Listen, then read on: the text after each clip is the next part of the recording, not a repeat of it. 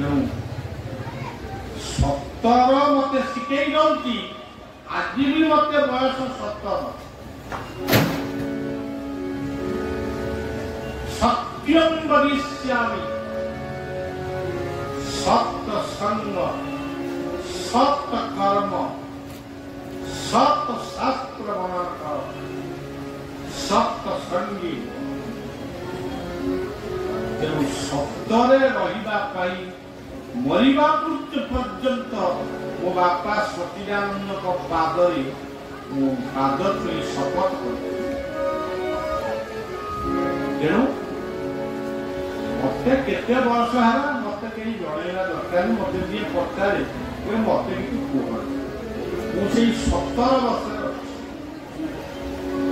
ଆଉ ଗୋଟିଏ ଶବ୍ଦ ହଉଛି 70। 70 ମସିହା 17। 70 କିଏ? ସତ୍ୟର ଶଙ୍ଖ ଯୋଉଠି ବାଜେ। ମହାଭାରତ ଯୁଦ୍ଧରେ ପ୍ରଥମେ କିଏ ଶଙ୍ଖ ବଜେଇଲେ? ଭଗବାନ କୃଷ୍ଣ।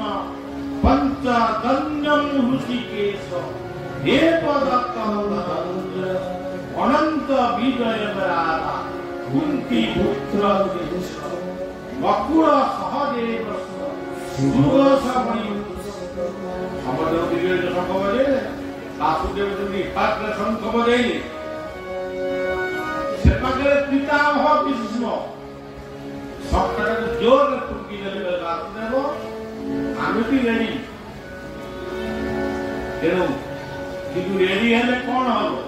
ଆମର ଗୋଟେ ବାବାଜୀ ପୁଅ ମୋର ଥିଲା ଯେ ସମସ୍ତଙ୍କୁ କହିବ ଏ 6ଟା ବେଳକୁ ପ୍ରୋଗ୍ରାମ ଅଛି, ବାହାର ବାହାର ବାହାର ବାହାର। ସମସ୍ତେ ଲୁଗା ପଟା ପିନ୍ଧିକି ବାହାରିଲା ବେଳକୁ ଗାଡି ପାଖକୁ ଆଇଲା ବେଳକୁ ବାବୁ କିଏ କୁଆଡେ ଗଲେ ନା ସେ ଯାଇଥିଲି ଲାଷ୍ଟ। ଇଏ ତୁ ସମସ୍ତଙ୍କୁ କହିବୁ ତୁ ଯାଇଥିଲୁ ରାତି। ତେଣୁ ଏମିତି ମାନେ କୌରବ ପାଣ୍ଡବଙ୍କ ଭିତରେ ଶଙ୍ଖ ବାଜିଉଠିଲା ଯୁଦ୍ଧ କର। କିନ୍ତୁ ଏ ପାଖରେ ଅର୍ଜୁନ ଧନକୁ ଉଠାଇ ମୁଣ୍ଡରେ ହାତ ମାରିବ।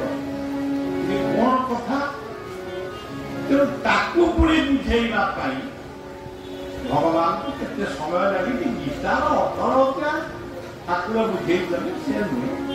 କେତୋଟି ଶ୍ଳୋକ ଉପନିଷଦୀୟ ଶ୍ଳୋକ ପରବର୍ତ୍ତୀ ସମୟରେ ବ୍ୟାସ ତାକୁ ଅଳଙ୍କୃତ କରିଛନ୍ତି। ତେଣୁ ସେଇ ସତ୍ୟର ତୁରୀ ବାଜିଛି। ଅନେକ ଆମେ ବନେଇନୁ, ଅନେକ ମହାପୁରୁଷ ମାନେ ଜନ୍ମ ଦେଇ ସାରିଥିଲେ, ଆଜି ବି ଜନ୍ମ ହେଉଛନ୍ତି ଏବଂ ପୁଣି ଆଗାମୀ ଦିନ। ଏ 70-17 ଭିତରେ ସମଗ୍ର ବିଶ୍ୱ ରହିଥିଲା।